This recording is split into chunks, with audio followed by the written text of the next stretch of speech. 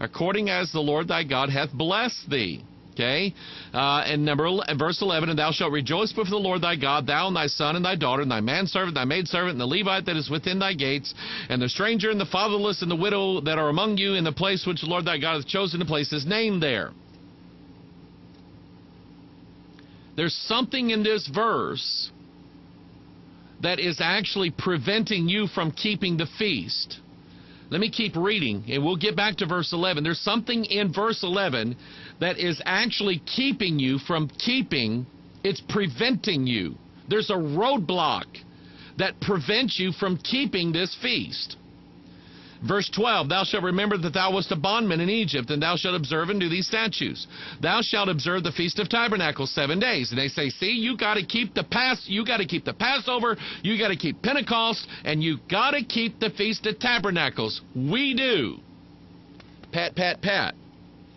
Thou shalt observe the Feast of Tabernacles 7 days. After that thou hast gathered in thy corn and thy wine, and thou shalt rejoice in thy feast, thou and thy son and thy daughter and thy manservant and thy maidservant and the Levite, the stranger and the fatherless and the widow that are within thy gates. 7 days thou shalt keep a solemn feast unto the Lord thy God in the place which the Lord shall choose, because the Lord thy God shall bless thee in all thy increase and in all the works of thine hands. Therefore thou shalt surely rejoice. 3 times in a year shall all thy males appear before the Lord thy God in the place which he shall choose, in the feast of unleavened bread, and in the feast of weeks, and in the feast of tabernacles, and they shall not appear before the Lord empty. Now, I have already read in 3 different places how it is that even those who say they are keeping the feast, we keep the feast, we keep them, we do what God said. No, you don't. You only pretend that you're doing what God said. It's like if your mom told you to go in and clean your room, and you go in and you shove socks and underwear under the bed. You're only pretending to clean your room. You're not cleaning anything. You're shuffling. You're doing something else, but you're not doing what your mom said. And the people will say, well, we keep the Passover, and we keep the Feast of Tabernacles, and we keep the day. We do all of these things. We do these things, and I'm saying to you, no, you don't. Because the next time somebody asks me this, I'm going to ask them to show me their plane ticket. What are you talking about? I'm going to ask you to show me your plane ticket to Jerusalem. Because the requirement of keeping these feasts was that they were to do it in the place that the Lord God was going to. Let me go back to verse 11. In the place which the Lord thy God hath chosen to place his name there. That is keeping the feast. If you're going to do Passover, you got to go to Jerusalem. Look in verse 16 again. 3 times in a year shall all the males appear before the Lord thy God in the place in which he shall choose. In the Feast of Unleavened Bread, the Feast of Weeks, Feast of Tabernacles, and they shall not appear before the Lord empty. The requirement of keeping these feasts was not just keep them, but keep them in the place where God would put his name there, and that place is Jerusalem. And so while people are, and here's what I've seen on their websites. They say, now naturally we know that there are some things that cannot be kept, but we try to keep as many as possible. And let me go to the scripture with that idea. The fact that you keep as many as possible, and somehow that makes you saved, and it makes me lost, because you say you keep the feast, and you say that you read the Torah, and you say that you didn't change the Sabbath day to Sunday. Neither do I.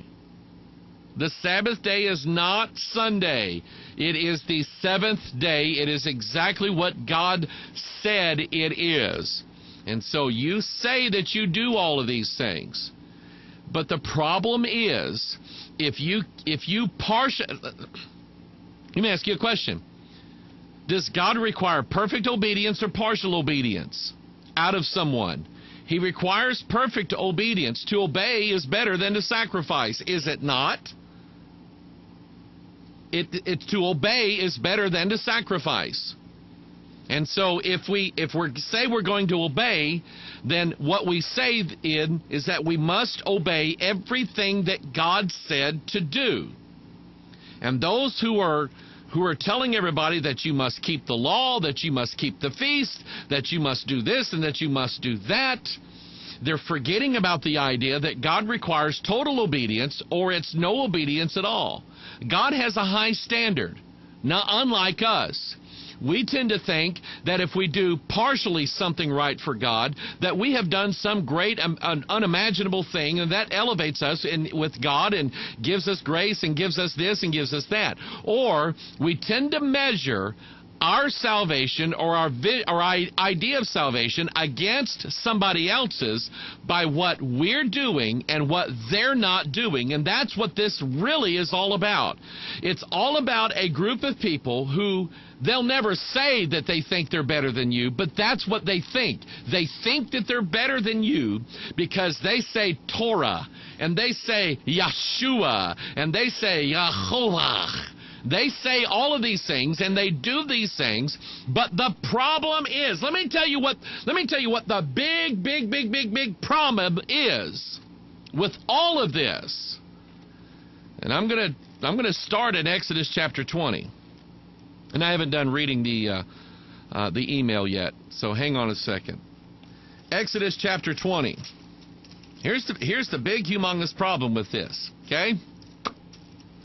And if you remember, I was on tour with the Club O Prophecy, which I swore I'll never do again, and was in Dallas, Texas, at Stan Johnson's storefront church, and we got in late, and he said, "Are you hungry?" And I said, "Yeah," and we went to Whataburger.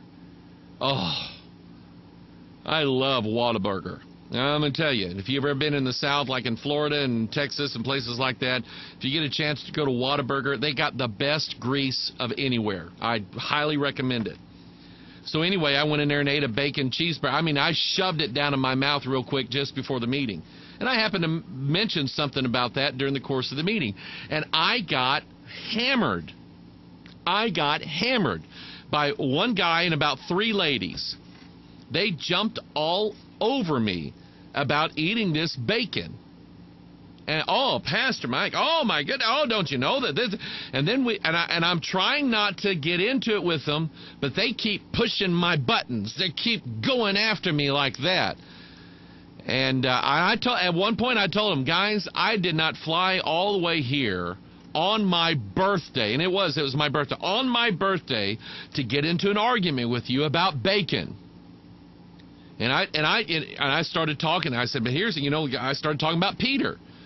And they said, well, God was tempting Peter to see whether or not he was going to eat it. He was seeing if he was going to break the law. You know what? That's nowhere in the Bible that says that. They had some clown teach them that. But anyway, got into it with them. Got into them, and they just kept on and on and on, as if they have something on me that they have that's better than me. It's the same thing as the charismatics did to me one time. Oh, you need to go see Rodney Howard-Browne. No, I'm good. Oh, lots of your kind of Baptist preachers have gone to see him. Lots of them. Okay? And it's almost like, we have this and you don't. You could be like one of us if you really wanted to. And I'm telling you, just absolutely deplore that. So let me just cut down to it, okay? I have a copy of the King James Bible in my hand, Exodus chapter 20, and I'm going to read to you, let's see here, verse 17. Okay, let's go to verse 17. Thou shalt not covet thy neighbor's house. Thou shalt not covet thy neighbor's wife, nor his manservant, nor his maidservant, nor his ox, nor his ass, nor anything that is thy neighbor's. Now, let me back up here, okay? If you guys turned the feed on one Sunday and you saw that between Wednesday night and Sunday morning, we had erected a 14-foot tall statue of Mary, and you saw me bowing before this statue of Mary in our church, you would know that I was immediately breaking. Let's see, what verse is that? Let's see here. That is verse 4. Thou shalt not make unto thee any graven image, and thou shalt not bow down to him. You're going, he's breaking the fourth commandment. Okay? If you turn the feed on, if Gary turned the feed on some service, and you saw me smooching lip to lip with some other gal in the church, and you're going, he's committing adultery. Okay? Or if I turned the feed on and said, hello, my name is Tim Frederick, you're going, he's bearing false witness. Okay? Or if you saw me wipe my head with a wash rag that said Holiday Inn on it, you're going, he stole that from the Holiday Inn. That's stealing. So I'm going to ask you a question. How do you catch somebody coveting? How do you catch somebody coveting? Well, sometimes you can. I mean, sometimes you can. It's just funny to watch people. You go to the airport and watch people. You go to the mall and watch people. Okay? Watch men when some young ladies will walk by. Okay? Watch their eyes as the young ladies walk by, because they'll go,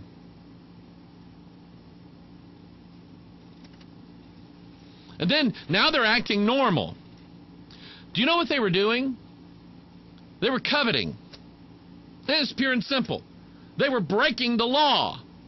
They were coveting over their neighbor's wife or their neighbor's maidservant or their neighbor's daughter, whatever. They were coveting after that. You see, coveting, all these other commandments are kind of like you have to act them out in order for anybody to catch you doing them. But the 10th commandment is this, it's our little secret, isn't it? The 10th commandment is our little secret. Because, I mean, I've told this before. There's a house up for sale that's on the way to my house. It's a bigger house. It's a newer house. It's probably got more stuff in it. And it's for sale. And the first time, I never noticed this house until the for sale sign went up. And I drive by this thing and I'm going, wow, that's nice. Well, I'd like to have that house. And I have to this day, I have to make myself, don't look. Don't look. Okay? Now, my wife has done said, get it out of your head, Hoggard, we're not moving. Okay, I got it. Don't plan on moving. Okay? But right there, I am in violation of the law. And according to the book, both Old Testament and New Testament, according to the book of James, if I break the law in one point, I am guilty of all. And so you say, well, we keep the Passover. If you didn't keep it in Jerusalem, you didn't keep it. I mean, stop and ask yourself the question. If you kept the Passover and yet you had a big old loaf of Wonder Bread, sandwich bread, which is leavened bread, you didn't keep the feast, did you? And you would say, no, you can't do that. It's got to be the law says it's got to be unleavened bread. Oh, I thought you could get away with this. No, you can't, because it's got to be unleavened bread. Okay. Well, you're keeping the feast there in your hometown. Well, you can't do that. Well, why not? Because the law said you got to do it in Jerusalem. So you're not keeping the feast. You're not keeping anything. You think you're pretending that you are. You think that you are. And then over in Ezekiel chapter 33, this is the chapter on the Watchman. You ought to turn there. I'm going to show you something in case you don't know this. And here's what I'm getting at. God fixed it. At the time of Christ, God fixed it. The fix was in as far as God was concerned. God made it absolutely impossible for the Jews to keep the law. He made it impossible. I mean, up until the time Christ came, it was hard to keep it, and Paul said we never did. The Apostle Paul said concerning the law, we never kept it. We never one time kept the law.